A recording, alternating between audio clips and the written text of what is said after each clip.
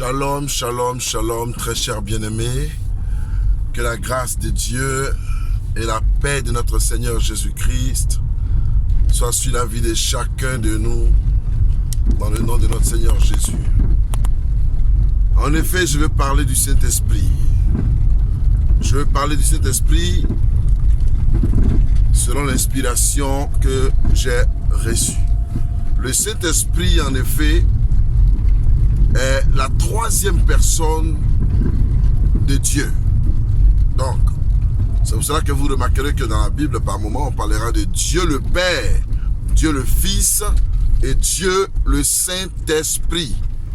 Donc, si Dieu le Père, c'est le Dieu créateur, Dieu le Fils fait allusion à notre Seigneur et Sauveur Jésus-Christ, et ensuite Dieu le Saint-Esprit fait allusion à la puissance de Dieu.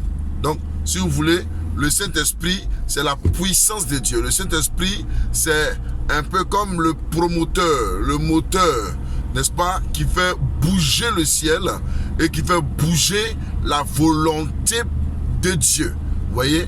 Et quand nous lisons le livre de Genèse, chapitre 1, à partir du chapitre 1, la Bible dit que l'Esprit, donc quand Dieu a créé les cieux et la terre, et après qu'il a fait, il y avait de l'eau partout et les ténèbres étaient partout sur la terre, la Bible dit que l'Esprit de l'Éternel, donc l'Esprit de Dieu, se mouvait au-dessus des eaux.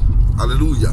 Donc malgré qu'il y avait la présence des ténèbres, l'Esprit de Dieu se mouvait au-dessus des eaux. Voilà.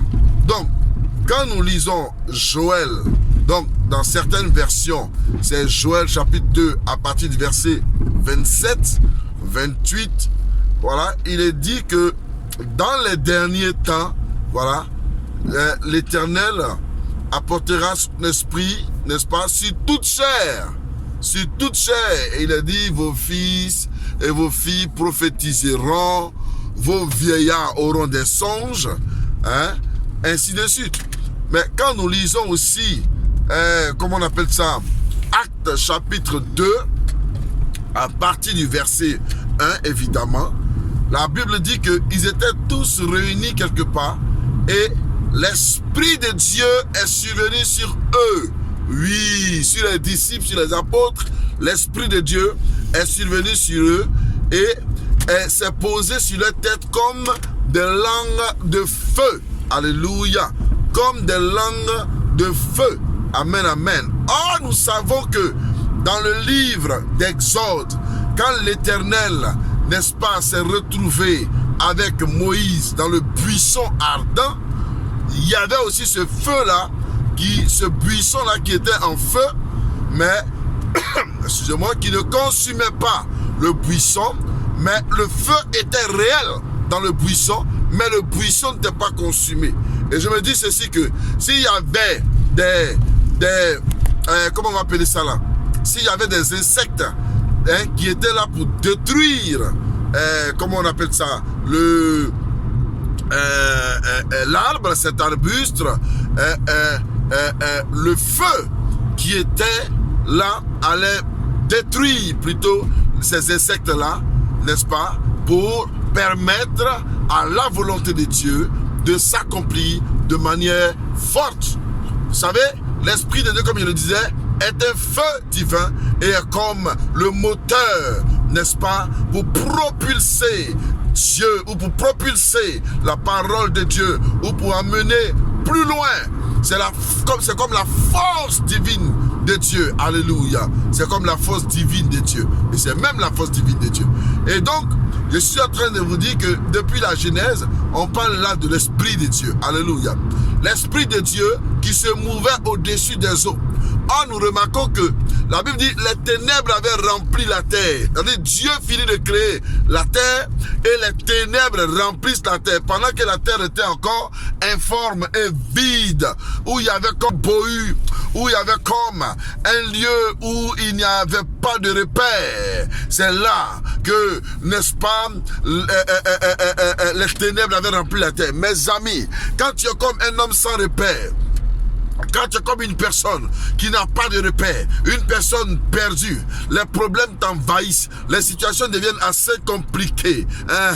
Oui, mais il faut reconnaître que si tu donnes ta vie véritablement à Jésus, donc à Christ, si tu ouvres ton cœur à Dieu, c'est comme si tu laissais Dieu, n'est-ce pas, comme l'Esprit de l'Éternel qui se mouvait au-dessus des eaux. C'est comme si tu laissais le Saint-Esprit se mouvoir au-dessus des eaux. Alléluia. Parce que dans ton corps, il y a aussi de l'eau sur lequel l'Esprit de l'Éternel veut se mouvoir. Si tu te laisses, tu ouvres ton cœur, l'Esprit de l'Éternel viendra et il pourra se mouvoir dans ta vie.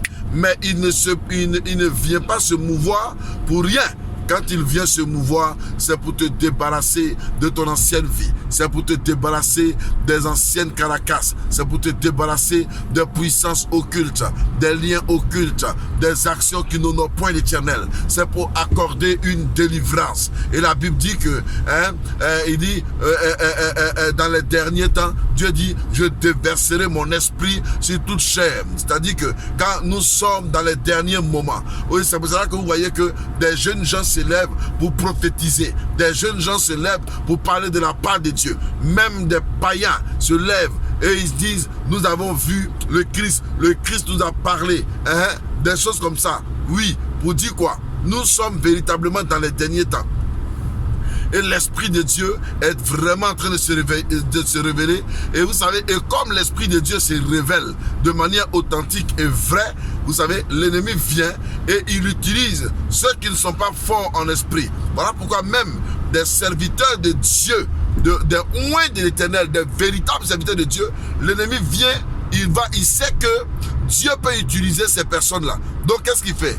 Il les prend en otage, il les prend en ballottage et il est ment que lui peut leur trouver une autre puissance. Donc, une nouvelle puissance. Mes amis, il n'y a pas une autre puissance, il n'y a pas une nouvelle puissance. La seule puissance que nous avons, c'est la puissance de Dieu. C'est la puissance de la restauration. C'est le Saint-Esprit. Il n'y a pas de nouvelle puissance. Il n'y a pas d'autre puissance ailleurs que le Saint-Esprit. C'est pour cela que je m'adresse à une personne qui m'entend et qui m'écoute. Et je lui dis, fais confiance au Saint-Esprit. Dieu dit, dans les derniers temps, là, il va déverser son esprit sur toute chair. Toute chair. Il n'a pas dit seulement la chair des chrétiens. Il n'a pas dit seulement ceux des païens. Il n'a pas spécifié. Mais il dit, sur toute chair, c'est-à-dire sur toute catégorie de chair. On ne sait pas qui est qui, mais il va déverser. Mes amis, sois prêt à recevoir la puissance de Dieu. Sois prêt à laisser le Saint-Esprit venir se mouvoir dans ta vie, venir habiter dans ta vie. C'est pour cela qu'il a dit dans Apocalypse chapitre 3, 20, il dit, je me tiens à la porte et je frappe. Alléluia. Si quelqu'un entend ma voix, qu'il m'ouvre la porte, j'entrerai chez lui, je souperai avec lui et lui avec moi. Je te donne le secret de l'esprit. Dis seulement avec moi, Saint-Esprit, je suis disposé, entre en moi. Fais de mon corps ta demeure. Je vais me connecter avec toi et connecte-toi avec le Saint-Esprit. Écoute-moi bien. Dès que tu seras connecté avec le Saint-Esprit, tu seras un visionnaire. Dès que tu seras connecté avec le Saint-Esprit, tu seras un prophète.